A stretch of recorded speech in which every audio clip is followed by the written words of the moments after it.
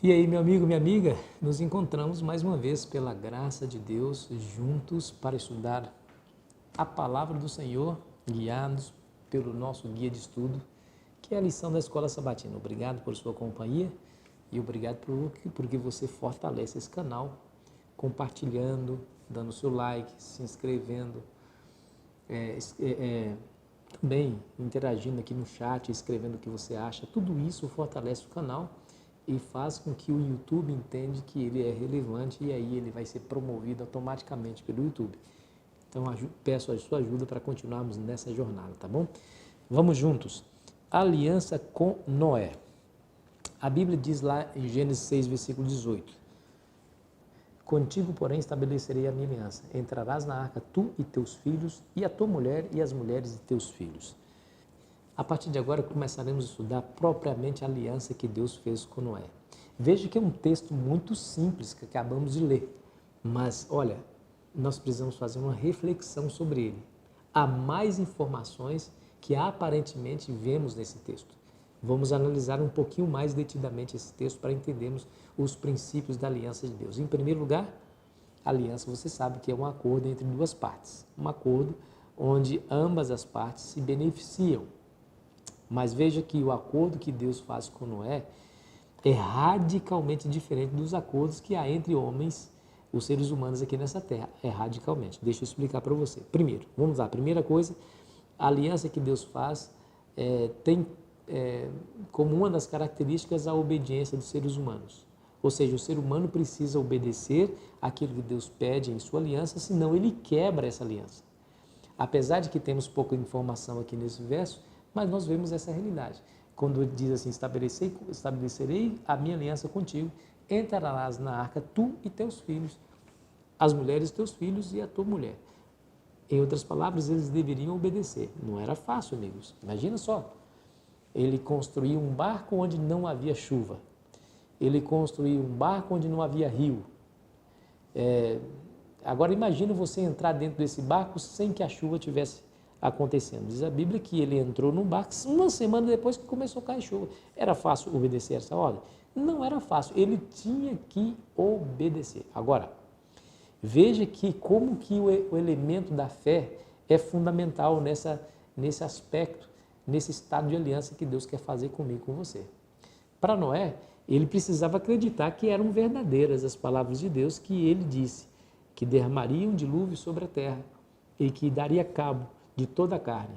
Ele deveria acreditar, mas não tinha elementos plausíveis, reais, a ponto de se tocar para acreditar em tal coisa. Primeiro porque, já acabei de dizer, não chovia naquele tempo. Como que Deus vai derramar? Eles não conheciam essa realidade. Era demais para eles, para Noé e sua família. Mas eles tiveram que crer em Deus. Eles tiveram que obedecer pela fé. Isso aqui é um importante elemento da aliança. Bom, se Noé não acreditasse, se ele dissesse não, eu não vou entrar na arca, ou se ele dissesse, tá bom, eu entro, mas depois se arrependesse, eu pergunto para você, quais seriam as consequências? Percebe? É como aquele indivíduo que cai no mar, aqui a lição traz essa história, ele cai no mar, numa tempestade ele cai no mar, de repente alguém lança uma boia amarrada a uma corda. Aquele indivíduo que está no mar, ele tem que fazer a sua parte, que é se agarrar à boia. O restante era feito por outra pessoa a fim de salvá-lo. Então, olha só, na aliança que Deus faz com Noé e com a humanidade, além de que a humanidade se beneficiar tremendamente, Deus também se beneficia, mas diferentemente da maneira como nós nos beneficiamos. Como que Deus se beneficia? Pela alegria, pelo contentamento, pela felicidade de ver os seus filhos sendo salvos, vivendo eternamente ao seu lado. Essa é o único benefício que o Senhor tem na aliança. Veja que a aliança entre homens, ambos precisam se beneficiar de maneira igual. No caso de Deus, o único benefício que ele tem é: eu quero que vocês vivam eternamente. Eu quero ver vocês eternamente comigo. Veja o que está escrito lá em Isaías capítulo 53, E nós leremos o versículo 11, que diz assim, ó: ele verá o fruto do penoso trabalho da sua alma e ficará satisfeito. O meu servo, o justo, com conhecimento, justificará muitos, porque as iniquidades deles levará sobre si. É isso, meu amigo.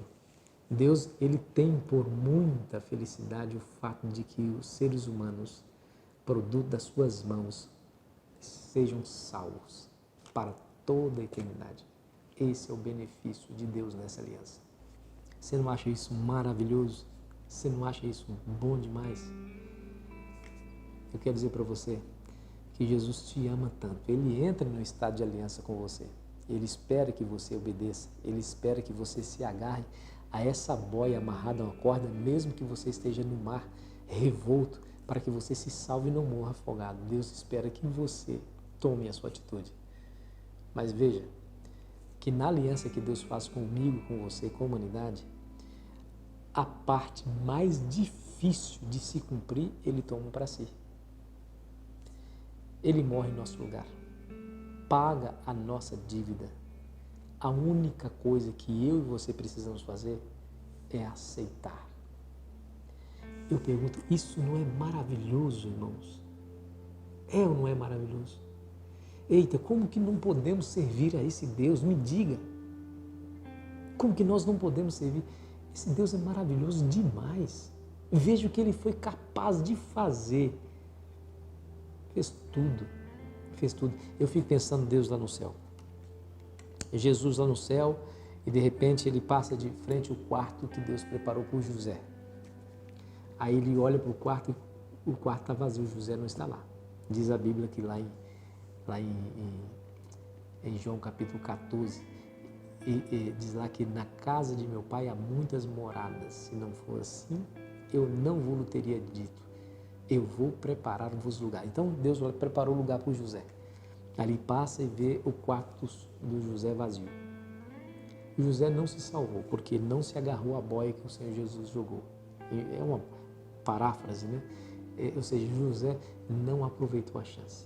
José não quis entrar em estado de aliança com Deus.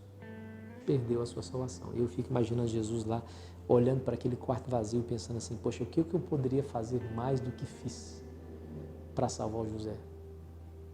Meu amigo, deixa eu dizer uma coisa para você, minha amiga, do fundo do meu coração para o seu coração. Tudo, absolutamente tudo o que precisamos para a nossa salvação foi feito por Jesus. Tudo. Qual que é a única parte que eu e você precisamos desempenhar nesse plano magnífico? É aceitar.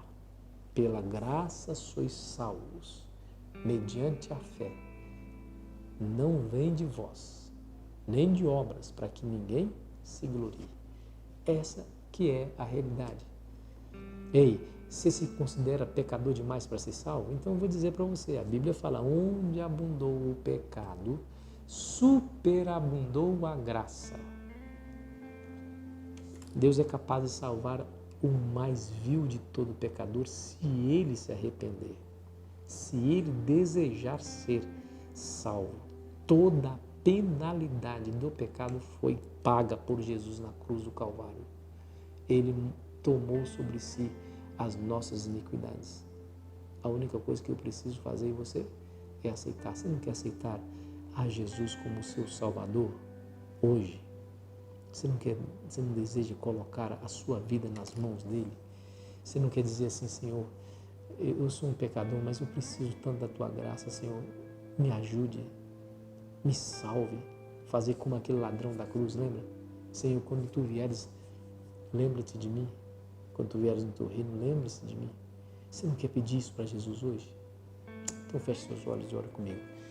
Pai, salva-nos pela tua graça, porque aceitamos o que Jesus fez por nós. Aquele ato magnífico de pagar a nossa dívida. Te agradecemos, Senhor Jesus, no teu nome. Amém. Foi muito bom estar com você, meu amigo, minha amiga. Amanhã continuaremos a nossa jornada. Espero você ansiosamente para estudar mais um tema da Palavra de Deus, o sinal do arco-íris, tá bom? Que Deus te abençoe.